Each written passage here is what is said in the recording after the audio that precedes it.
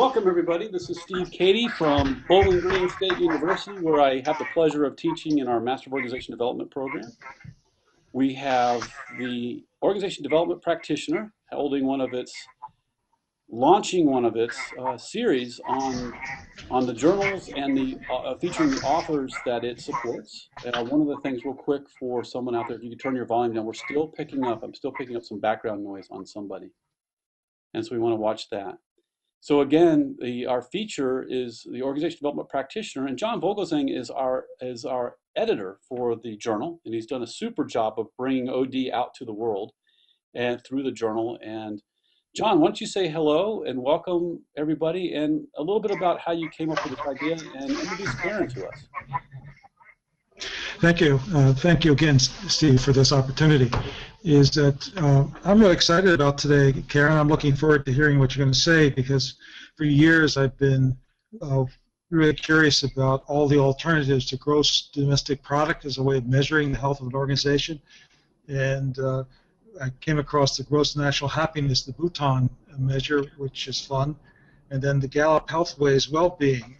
All these measures that look at what is the quality of life and what is the quality of the workplace and quality of community, which I think is very much aligned with OD's value of contributing to a humane workplace. Well, it could be humane workshop also, but a humane workplace. And Karen, I think your article does a good job of bringing in the best of those ideas about the quality of life with positive intelligence to help us as OD practitioners apply this in the workplace. Thanks a lot, John, and I'm real happy to be here, eager to have this discussion with the group.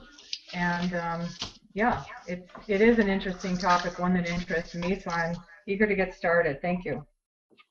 Great. And so as you craft the purpose, the purpose and outcomes today is really about advancing capabilities to unleash the power of the M5 model of positive intelligence, building resilient organizations for the future. And what's interesting out there in the chat land, some of the comments, Karen, have been, how can I use this in practice? What is positive intelligence? And one person, Emma, says, I'm intrigued by the idea that I can hone on my natural positivity to make a stronger organization in the future. And John says, how can I use this in topics in real-world settings? And Budimir says, what's a key point from the seminar I can use in my everyday life as well as work? Mary says, how might I use the M5 model with my clients?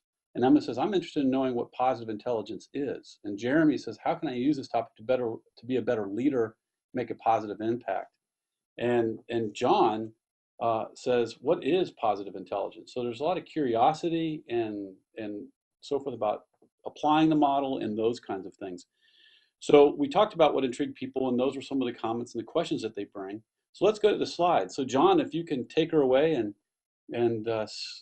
give the slides, give the control over to Karen. And Karen, we're really looking forward to hearing from you today. Thank you.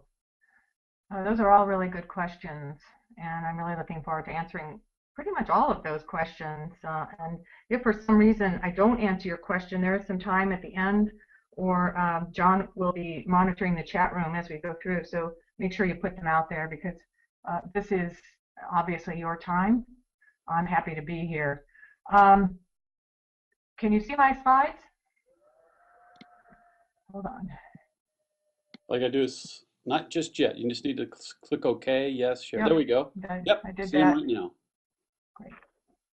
Okay. So as Steve mentioned, we're going to be talking about building resilient organizations through positive intelligence, utilizing this M to the 5 model. And you'll see in the lower right corner of the slide, it says work well. That's my tagline. So that's really what we're talking about. How do we work well?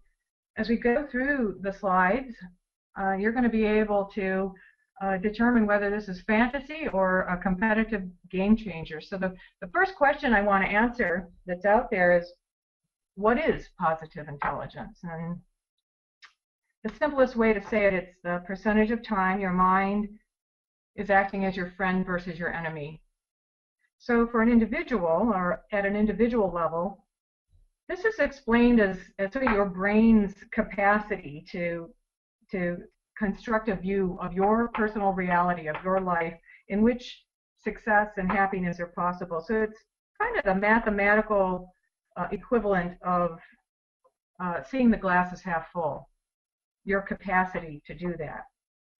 At an organizational level, PI is more about the ability to optimize the diverse resources and strengths of the people in your organization, to harness all that potential that's out there and enable individuals to do what they do best. This results at the same time in the organization learning how to not just bounce back in the face of failures when they take risks, but also to bounce forward to become a learning organization. So getting into the topic, the rate of change in which we conduct business is rivaling that of the Industrial Revolution. Expectations regarding the workplace and work as we know it are changing dramatically. This is especially true of the next generations of workforce that are entering the market. So this includes expectations around things like compensation, corporate giving, mission, values. The ability of individuals to grow to their potential is critical. People are looking more and more to be able to connect to the purpose of an organization and to align their values with those of the place they work. Technology is connecting us in ways we never dreamed of. You know, the distinction between life and work is no longer one versus the other. The lines are very blurred. Geography is less important. Collaboration is key. You know, communication is expected to be more transparent, and there's so much more information available that the need to know organization is no longer an option. The sharing movement permits everything from shared office space and bicycles to open source code, and the definition of success is changing rapidly, and how we measure it is also changing. And I think you guys had mentioned in the beginning the Happy Planet Index, the Gallup Healthways Wellbeing Index. So this is happening at every level. Nations are measuring the well-being of its citizens beyond gross national product, and that is translating into what we measure in organizations as well. In his book, The Purpose Economy, Aaron Hurst, who is the founder of Taproot and is the CEO of Imperative, takes us through how the economy has changed from agrarian for about 8,000 years to about 150 years of an industrial economy to the past 50 years of an information economy. And he claims that we are nearing the tipping point of entering what he calls the purpose economy, in which the role of professionals in society changed dramatically to include the notion that we all have a responsibility to the greater good of our communities, that we're bonded to our communities, and in fact, we want to be. So his book has just come out last week, in the last week or so. So I suggest that you take a look at it. I think it has some sort of groundbreaking and very current information in it. So what's the evidence behind this? Sort of what's the story? Where did this come from? In 1998, Martin Seligman, as the president of the APA, the American Psychological Association, expanded the organization's purpose or focus from that of only understanding illness to that of also understanding wellness, psychological wellness. By 2003, Marcel Losada would discover a mathematical ratio of a 3-to-1 positive to negative interactions, which he described as a tipping point, above which teams would function as high performing.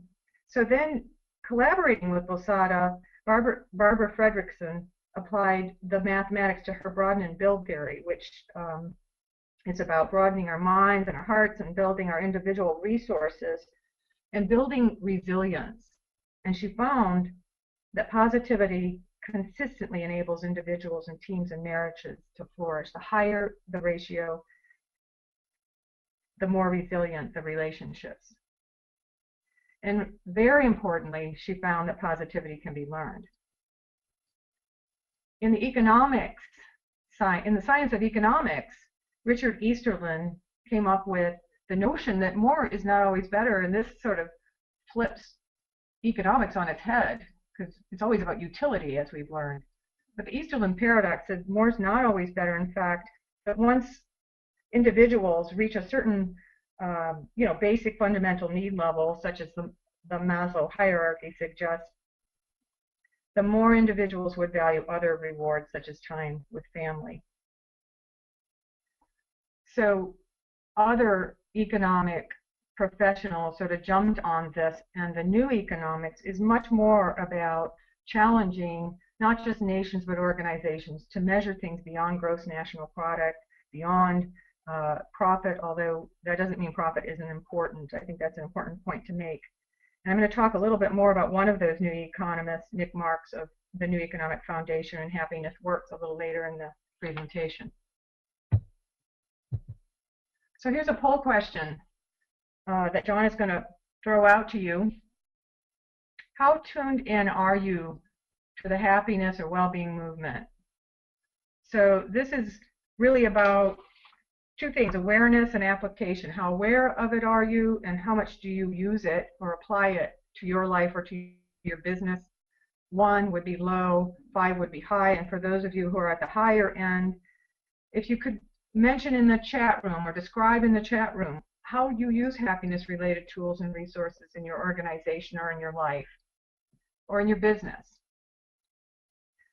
And while that's happening, I'm going to go on and talk a little bit more about the evidence around positive intelligence. So organizations that are positive, that are high in positive intelligence, are generally able to attract valuable talent to their team. Sometimes defying the odds with salaries that are lower at the competitive end or the competitive range. So people stay; they remain in their jobs longer. As far as productivity goes, business has spent over 80 years with more than 200 studies trying to prove a significant correlation between employee satisfaction. So the higher the employee satisfaction, the higher they believed productivity would be, and it seemed to make sense. But that correlation could never be proved to be significant. Instead, what neuroscience technology has found, scans like MRIs, is that productivity is significantly linked to focus or mindfulness. So the happiest employees are more focused, and they are also, the more focused employees are more productive. So that's some of the statistics behind positive intelligence. So we're going to go back to this poll question, and John, what are some of the remarks you're getting? Yep, let's give them about 20 more seconds to vote, but right now it is 70% neutral, or that rated it a 3, 20% rated it a 4, and 9% rated it high. So far, no votes for very low, number 1 or number 2. So let's give them about 10 more seconds to get your votes in, guys, and then we'll close the poll and show the results. Great. And they're coming in. We're at about 60% that have voted right now. We'll do 5 more seconds. All right, and we'll close it out and show the results.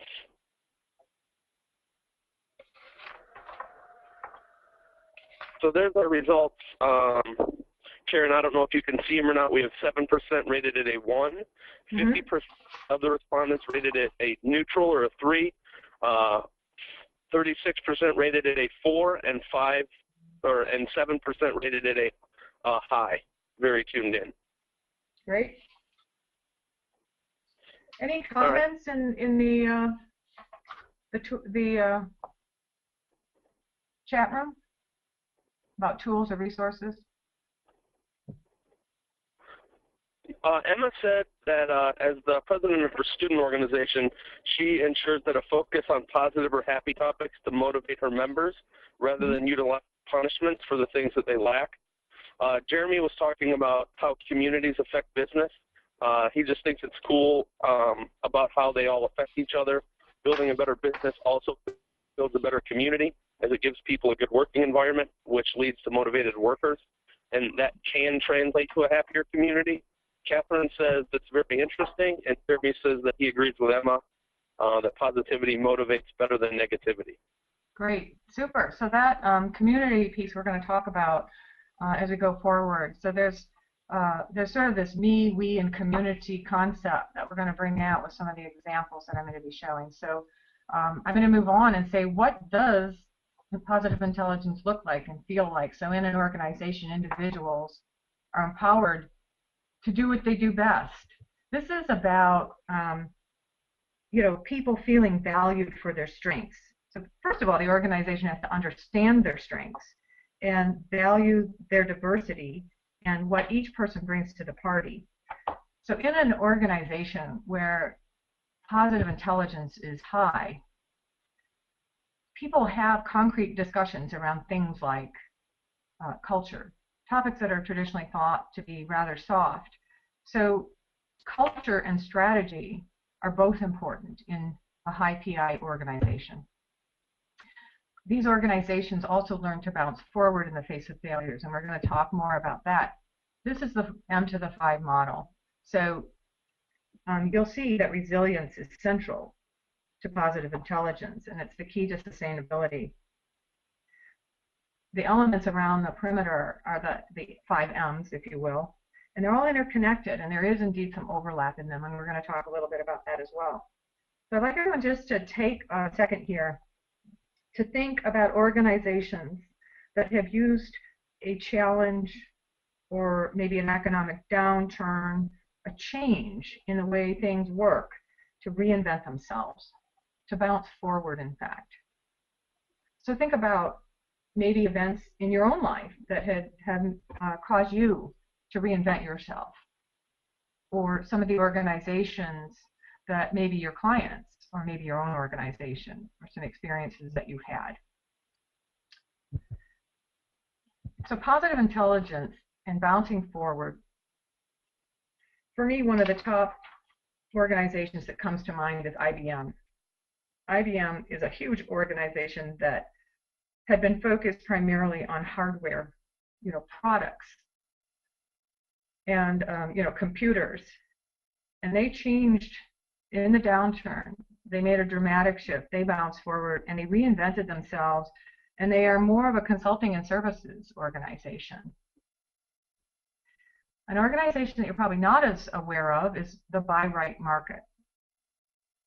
Buy Right is actually a grocery store in the now trendy Mission neighborhood of San Francisco. And the Mission neighborhood was not always trendy. In fact, it had bars on the windows. It wasn't safe to walk down the street in some cases. The park nearby was sort of a drug den. And Sam Magnum, I have a hard time saying his name, he decided that he would take over the family business when they asked him. And he needed full reign on it. He came from the restaurant business. He loved food. And he saw a connection of food as being something more than nutrition. And so he, in his renovation of the market, he really reinvented the grocery store business. He renovated the store. He took the bars off the window. He revamped the product offering.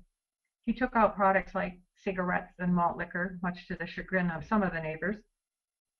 He developed relationships, importantly, with local producers, farmers. He added farm direct produce, sustainably raised meats. You can see here, this is actually a picture that was drawn by one of their produce crew, which kind of describes in a picture what some of these relationships are. And he developed a new way of being, which was more than service with a smile, a customer-directed business. And he actually stopped calling customers by that name, and he started to call them guests. So he emphasized community, and he served customers, producers, staff, vendors. So I'm going to use this Buy Right organization as an example to illustrate the 5 M's as we go through the model. The first one is meaning. There's a very strong correlation between happiness and well-being and having a meaningful impact on the world around you. In fact, there's a part of your brain that lights up when somebody does something nice for you or to you. But that same part lights up even more when you, from your heart, do something nice for somebody else. So what did Buy Right do? Well, first of all, they came up with their mission, which is creating community through food.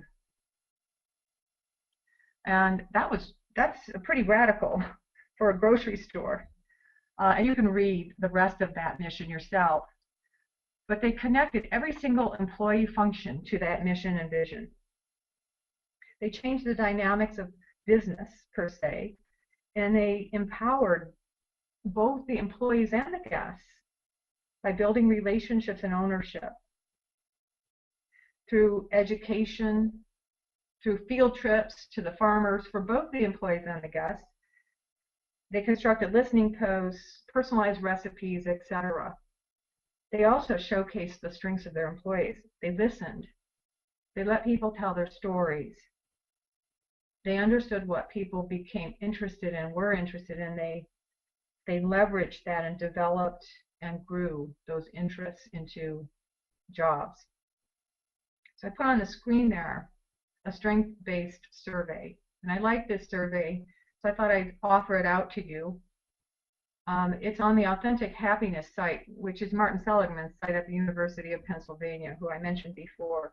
This is not his survey, but this is his site.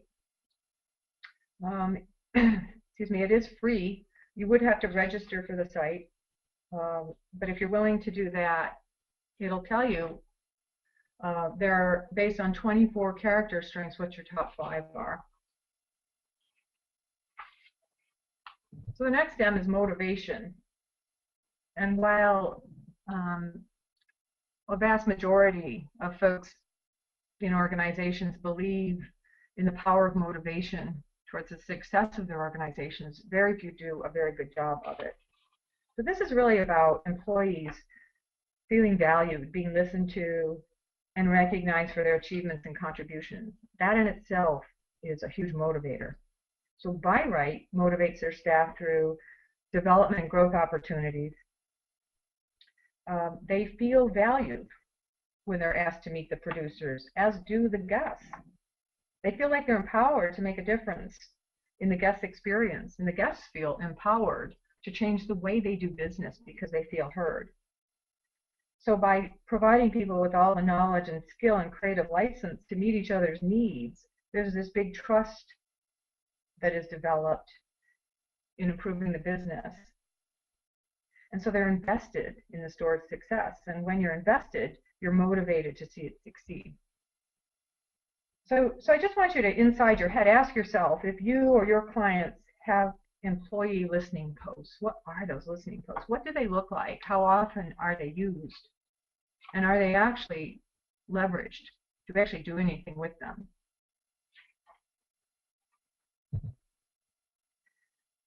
So the third M is mindfulness, and some of you may be rolling your eyes here. We've heard a lot about mindfulness in the press and social media. And I'm talking about mindfulness in 2 ways. Mindfulness is sort of a getting away and emptying yourself, which is sort of the meditation aspect of mindfulness. And you'll see a quote there in the box to the left by William George, who is the former CEO of Medtronic, says the main business case for meditation is basically it helps organizations make better decisions. And who doesn't want that? The other aspect of mindfulness that I'm talking about here is kind of the opposite. It's the aspect of being fully present, of being focused. So the other quote there says, there's no work-life balance. We have one life, and what's important is that you be awake for it. And that's by Janice Martirano, who founded the Institute for Mindful Leadership. She was at General Mills, and General Mills has a meditation room in almost every facility now. So ways to encourage mindfulness in an organization, I've listed a few there. Scheduling focused work time. So like 30 to 90 minutes where people can shut off and shut down and focus and think. It's important to have thinking time. Taking short breaks. This can be meditation. You could be taking 5 or 10 cleansing breaths. It's also about moving, and we're going to talk more about moving as one of the other M's. Even if it's in your cubicle, or take a short walk to clear your mind, to refocus. So as you'll see, it's about taking notice. So I have another poll question that John's going to throw out there to you, which is how mindful is your organization's environment? 1 being pretty much not mindful, and 5 being very mindful.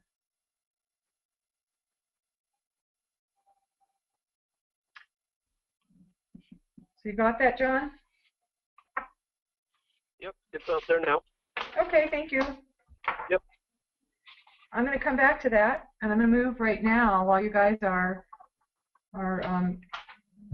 answering that poll question. I'm going to move to the 4th M, which is movement. This is a very broad category because I've lumped 3 themes into it. 1 is physical, 2 is organizational, and 3 is altruistic or social activism movement. So physical. You know, Google doesn't have bowling alleys and ping pong just for the fun of it. Neuroscientists will tell you that physical activity stimulates cognitive abilities and creative thinking. And organizational movement refers to clear and consistent career pathing. So this is about implementing intentional policies around developing and learning and growing people. And I've listed some potential strategies there on the slide. So the 3rd, altruistic, is connected to meaning that we talked about previously. And in the case of Buy Right, their connection is to the slow food movement. So John, how are we doing on the poll question? About 62% voted. Why don't you guys take another 20 seconds to get that in there, and we'll go ahead and close it. Right now, the top vote getter again is 3 for being neutral. There are percentage of them that are on the lower end, and then there is a good portion that's on the higher end. I would say about 32% so far. So take about 20 more seconds to get your votes in. I'm sorry, 10 more seconds. Then I'll close it and show the results. Wait for a couple more.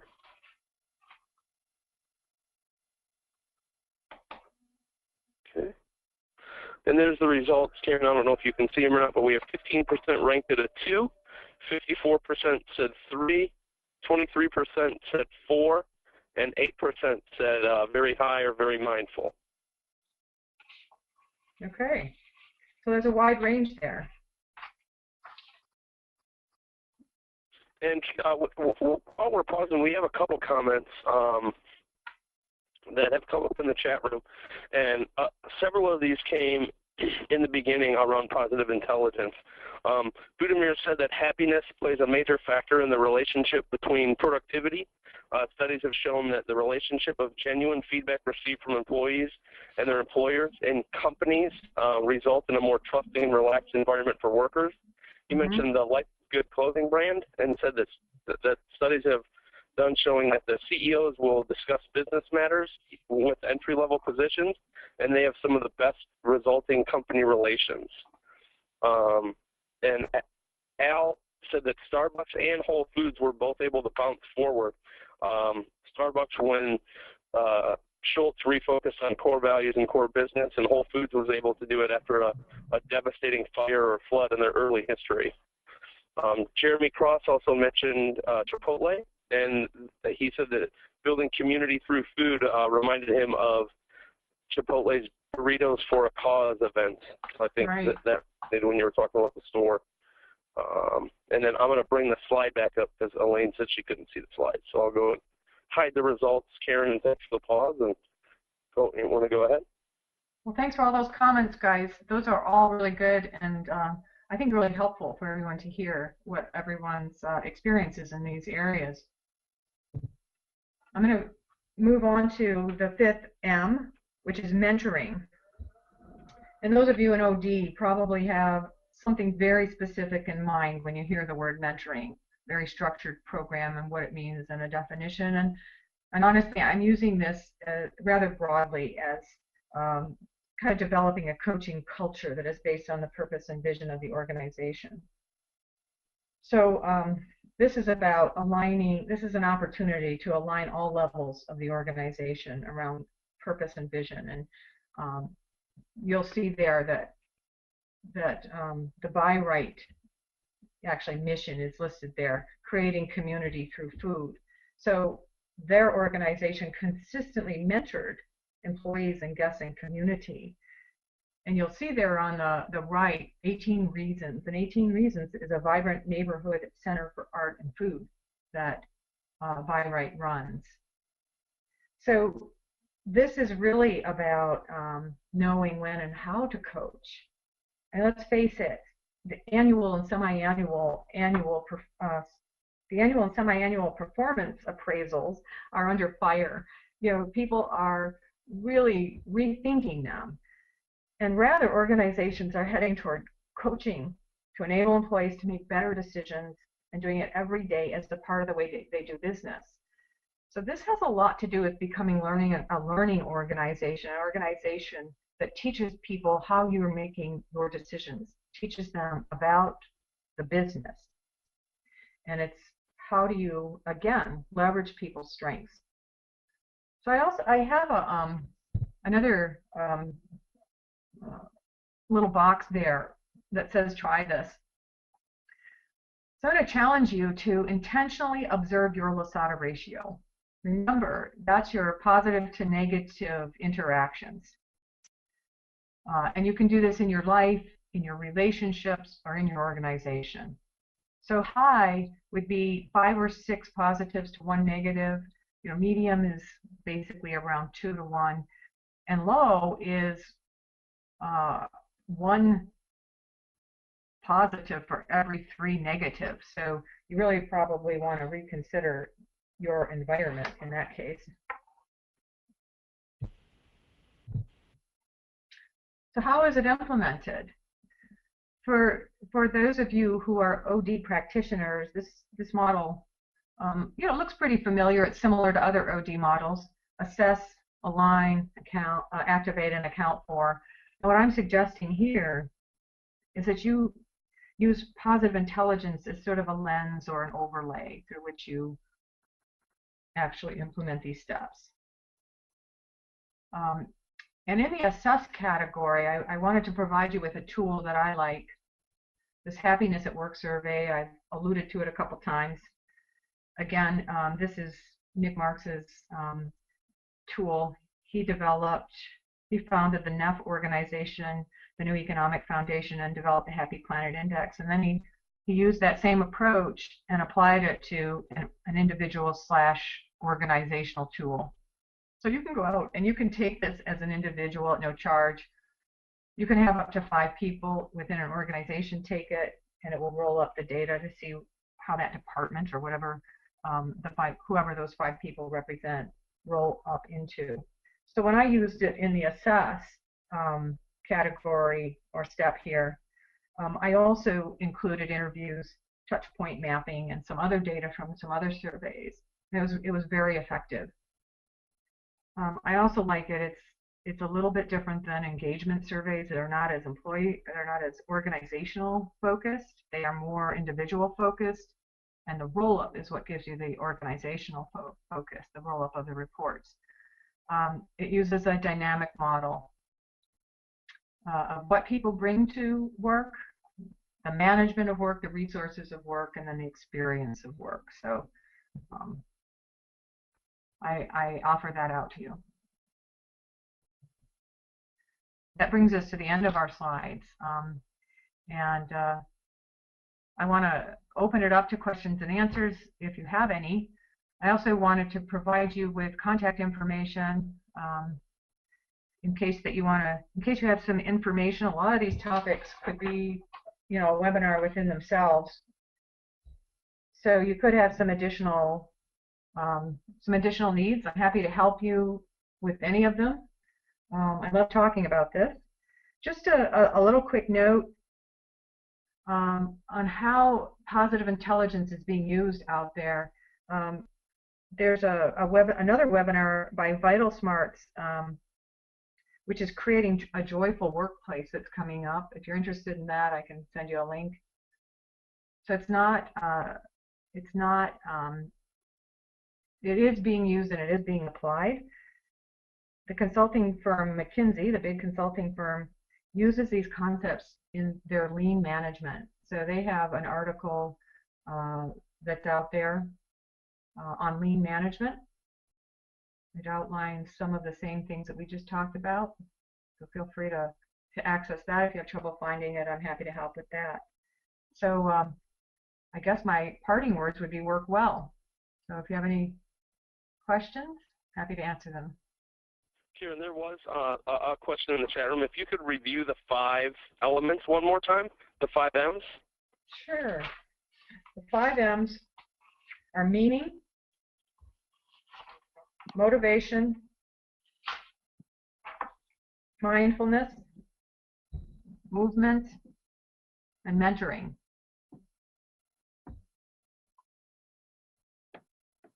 Let me see if I can put those on the screen for you. And then Emma asks, as a student, how do you think they can tweak the leadership to utilize this model? Well, anytime that you're making changes in an organization, you have to include the leadership in it. And the leadership can be included in a number of ways. It can be included through individual coaching, through group coaching. They really need to get on board, and people need to hear them saying it. So they need to buy into these concepts. So there's a chunk of time that needs to be spent with leadership so that they believe that this is an important thing. Okay. And then Al would like to know, what has the trend been in organizations regarding the positive to negative ratio, the positivity to negativity ratio? You know, I'm not sure I can answer that on a broad basis. It depends so much on the organization, and it depends a lot on the match of the people in the organization to their, you know, how well they have aligned themselves with the values and the purpose of the organization. So I don't know what that general, it's a good question though. I'd love to know that. I'll take a look and see if I can find some of that information, but I don't know if Barbara Fredrickson's research shows exactly that. Yeah, this has been very insightful, Karen. This is Steve here. And John, are you still there? I'm still here. So John, in terms of, I thought we could maybe ask for Karen's thoughts on this from the perspective of the OD practitioner, in particular authors and people who develop ideas and submit them for publication. You know, Karen, could you talk a little bit about your experience and how positivity helped you get your article, put it together, submit it, and do this webinar, and what role it played in doing that, as opposed to, I think what I see, and John, I'm curious in your reflection on this as Karen shares, we find some people that have great ideas, they just don't get it submitted. You know, one of the things I will say is that John and some of the other folks on the editorial staff talk about the 5 M's. They really did help provide motivation and a mentoring, because one of the things that I experienced was, you know, it's interesting that your article can come back really marked up, but with a note that says, you know, that's really very positive and motivational, saying, you know what, don't be dismayed at this. You know, we're trying to help focus it to the audience. It's a really great thought that you have here, so let's work on getting it done. And I just got some really very helpful feedback, and that in itself was motivational. And So, what do you do like as a student out there or other people who are creating and figuring out how to bring their idea out to the world or what they care about? Um, what what advice you have for them when they're in environments where maybe they don't have all the five M's, but they're still trying to get their idea out there? I think that, gosh, that's a good question. And actually, anybody could write an answer in the chat room for that one, because I'm sure I don't have, um, all the answers. But I would say persistence. I would say being selective on, for instance, going into an organization, um, being sure you know who you're talking to, and that the message is geared towards the people that you're talking to. And I would say being consistent with your brand, if you will, like my brand work well, and what your messaging is as you're going forward, so that people aren't confused. Right, right. And I'm John. I had to mute you because there's a little feedback, but I'm unmuted you. So, what are some of your thoughts or questions that you have as we wrap up? Were you addressing me, Stephen? Yes, Steve? yes, John. Oh, I was, yeah, Karen, I was glad to hear what you said, because that's our vision of how the organization development practitioner works. Is that, as I've said at many gatherings of people at conferences, is that our objective is to get the best and the most engaging ideas and practices out there, which means that we commit ourselves to helping those who are close to but not quite uh, in, in have structure-wise having an article to work through it with them and help them do the best that they can in their article. So thank you for that comment, Karen. Yeah, no problem. It was a good experience. Yeah. So, so one of the things that I'm thinking about in terms of my own work is how do I stay, how do I give myself that kind of feedback? And I was very curious as to your thoughts on that. It's like, how do I give myself the feedback I need as I go through the process of building an idea and taking an idea out there? And sometimes I don't get it. I don't get, we talked about how the five M's, you talk about how an organization can create those. And so I think another angle is how can we use them for ourselves within our own practice? Exactly. And I think one of the things you can do is talk about it.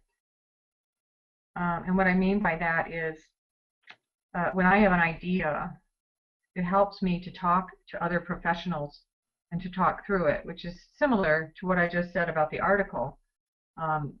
It helps you to articulate things and to refine it and to understand what people are interested in and what they're not. What are the points that catch? What are the points that don't catch? What are the words that resonate with people? What are the ideas that resonate with people? To be honest, I was really surprised to see some of this showing up in the McKinsey stuff. So it's starting to resonate on a much broader scale. And one of the things that I'm going to be doing on my website is putting more resources out there for people to take a look at, which will include, I started putting my list together of not just books, but also articles, including Right. things like the link to the McKinsey article. Cool. So I yeah, think, it's really about shopping your idea around too. right. Like knowing the audience that you think you're interested in, or that would be interested in your idea, and shopping it around. Sometimes you might find that it's actually another audience that is more interested in it. Right on. Okay. Well, cool. So, John, is there anything else you want to ask John V, John S? We have our two John Spalding and John Vogelsang. Another question in there. Budimir had a question. He said, what's an example of a company trend that you've seen that has gone wrong in trying to improve relationships with employees?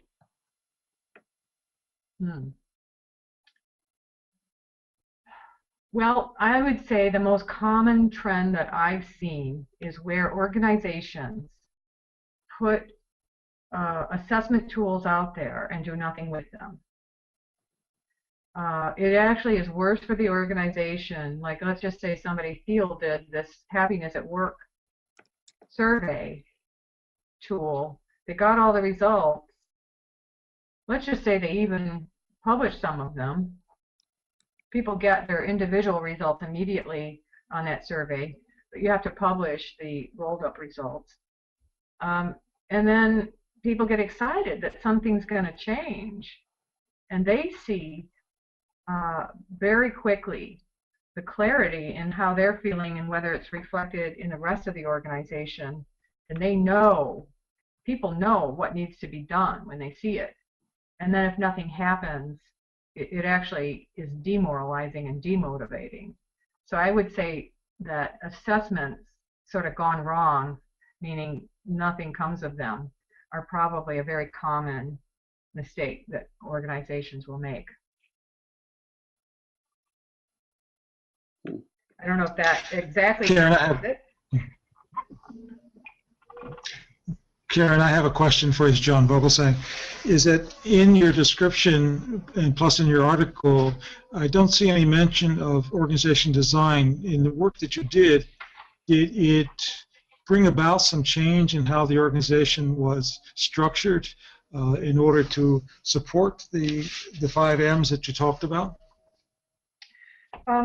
Well, in one of the organizations that I worked with, there were some changes that in the way they communicated. So there was a structural change that happened, especially in one of the biggest departments and this was at a university. So it was a department that interfaced with the student body the most.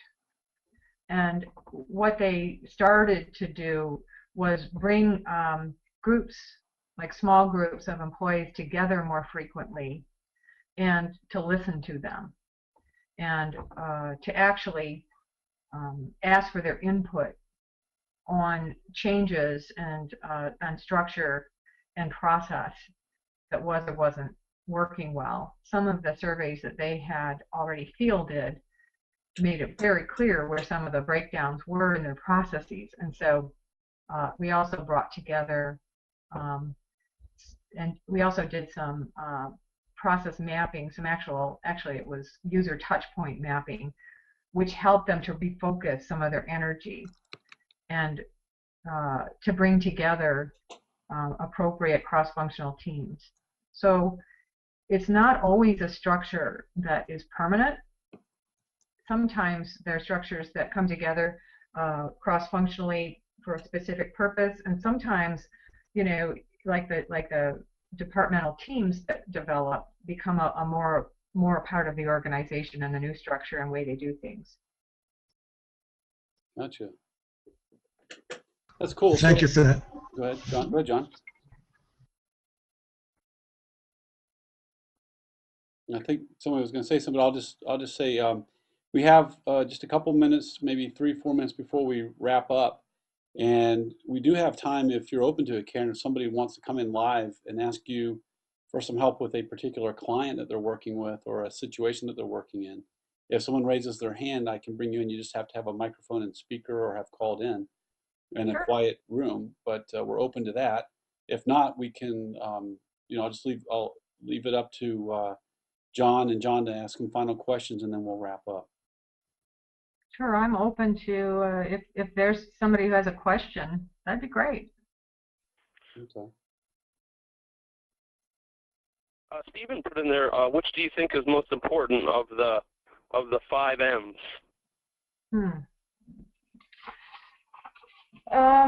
Well, I think that's a really good question, actually. And the one that I think is more foundational than the rest is meaning. And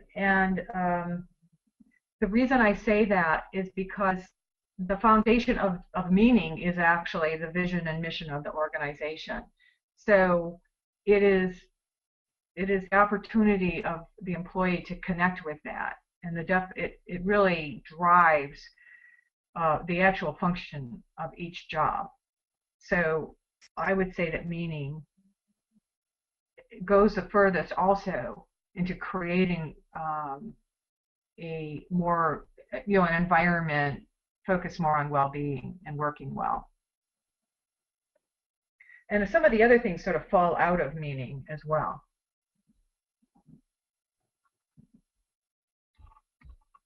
Anything else? I'm not seeing anybody that's saying that they want to jump in with you, brave enough yet. So I think what we'll do is we'll go ahead and wrap up. We just got about 4 minutes to go. So this has been And then, really helpful. John? can you bring up the last Nexus slide too? I'll make you Yeah. the presenter. Yep, I'm gonna do that. I got the last Nexus slide up right now.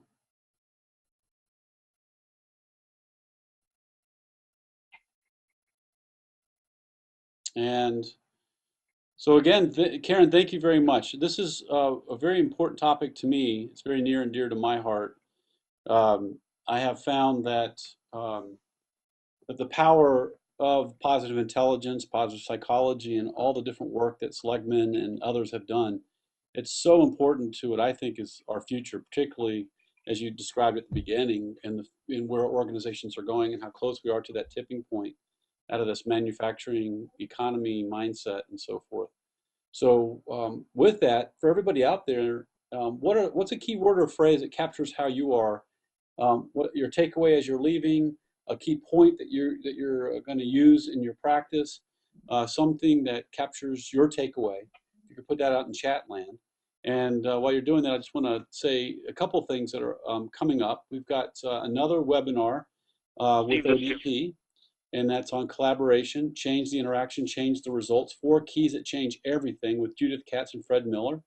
And they've done a couple with us already and did a super job and presented some really compelling information that's helpful. And you can go to that link right there on register. You can also go to the Nexus for Change website and register at the website as well. We'll have a survey at the end. We'd love to get your feedback, particularly on future topics. Some of you out there listening may have a great topic you want to share. We are always looking for ways to help our world and the people out there doing great work have a chance to share their great work with others so we can make a better world for all of us. And with that, John Vogelsang, do you have any closing remarks? Just to say thank you to Karen for doing such a good presentation of your ideas, and thank you, Steve, for hosting this. It's been a rather fascinating, interesting time. Yeah, that's great. And thanks for the opportunity to be here. I appreciate it. And yeah. As I said, if anyone would like to get in touch with me, you have my contact information. And John Spalding, you want to share with us some of the keywords out in Chatland that people are saying as they check out? Yep. As people are checking out, and then I also beforehand we'll be doing a debrief on LinkedIn. So if you're not a member of Nexus for Change on LinkedIn, please do that. There's a link. It's tinyurl.com/Nexus4Change, the number 4 change, LinkedIn. I'll put it in the chat room in a minute. Al says, be mindful of your Losada ratio. Laura says, positivity can help motivate employees. Udemir said, the one word to remember is meaning. Jeremy says, motivation. How can I motivate different people to work at the best of their ability? Emma says, when individuals have a sense of meaning or purpose in their work and what they're doing, it will motivate them. Elaine says, bounce back or bounce forward was the main phrase. Marion, Arizona said, mentoring versus traditional performance reviews leads to a learning organization.